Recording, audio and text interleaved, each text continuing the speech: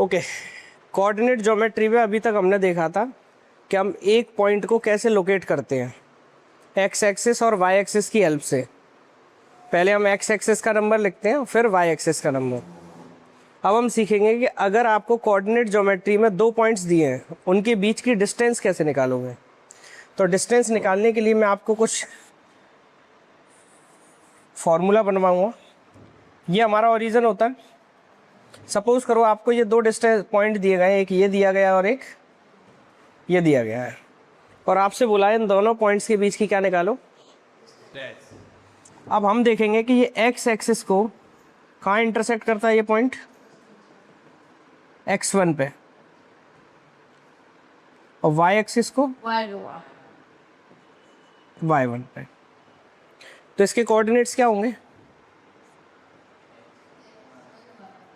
x1 और y1, यही coordinate होंगे। Similarly second point x axis को इंटरसेक्ट करेगा एंड y एक्सिस को भी करेगा। ये x2 पर करेगा और ये, तो इसके कोऑर्डिनेट्स होंगे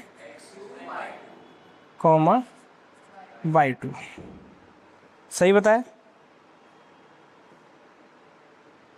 अब आप ध्यान से सुनना, आपसे बोला है कि ये डिस्टेंस बताओ,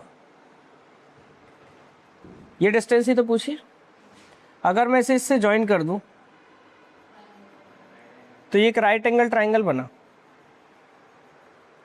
अब राइट एंगल ट्राइंगल में हम बेस और परपेंडिकुलर फाइंड कर सकते हैं, और पाइथागोरस थ्योरम से फिर हम हाइपोटेनस भी फाइंड कर सकते हैं। तो आप ध्यान से सुनना, अगर यहाँ से यहाँ तक की डिस्टेंस x1 है और यहाँ से यहाँ तक कितना है, तो आप मुझे बताओ कि ये डिस्टेंस कितनी होगी। x2 माइनस, अगर ये डिस्टेंस x2 माइनस x1 है तो ये डिस्टेंस भी x2 माइनस x1 होगी। ओके, ये डिस्टेंस यहाँ से यहाँ तक कितनी है, y1, और यहाँ से यहाँ तक कितनी है, तो आप मुझे बताओ ये डिस्टेंस यहाँ से यहाँ तक कितनी होगी, y2 माइनस y1। अगर ये डिस्टेंस y2 माइनस y1 है तो ये डिस्टेंस भी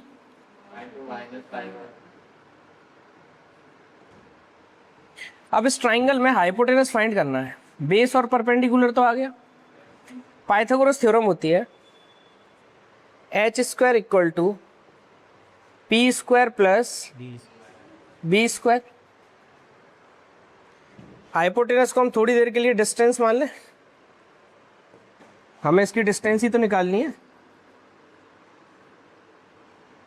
perpendicular is y2 minus y2 minus plus base is x2 minus x1 का। अगर मैं ये डिस्टेंस का स्क्वायर हटाता हूँ तो very good, distance equal to under root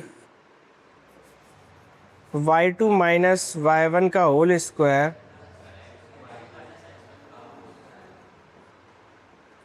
अब इसमें कुछ इंपॉर्टेंट चीज़ें हैं वो समझना, जैसे बीच में प्लस लगा है, अगर हम x वाले नंबर आगे लिख दें y वाले पीछे लिख दें, आंसर में कोई चेंज नहीं आएगा, तब भी आंसर चलो देखते हैं।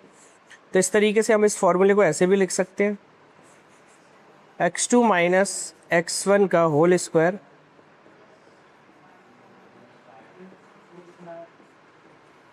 सेकंड चीज़ मैंने आपको बताया था कि अगर सपोज करो x2 हमारा 9 है, कितना है 9, और x1 हमारा 4 है, तो आप मुझे बताओ ये डिस्टेंस कितनी होगी, 5 होगी। आपने क्या किया, 9 में से 4 को माइनस किया, कितना आया 5।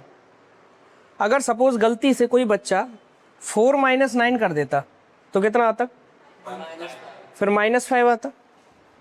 ओके, तो ये डिस्टेंस निकालने में तो गलती हुई, बट आप देखो जब हम x2 माइनस x1 करते हैं उसके बाद क्या करते हैं, इसका स्क्वायर। आप जरा स्क्वायर करो,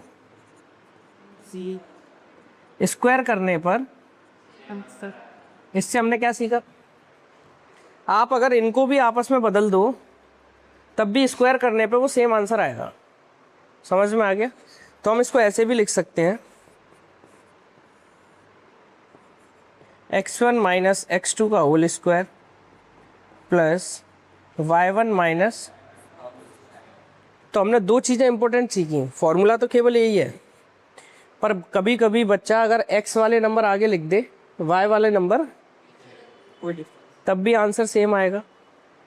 x2 में से x1 को माइनस करे या x1 में से x2 को माइनस करे, आंसर माइनस करने पर तो डिफरेंट आएगा, बट स्क्वायर करने पर सेम आ जाएगा, तो आंसर में गलती नहीं होगी। फॉर्मूला नोट कर लो ये।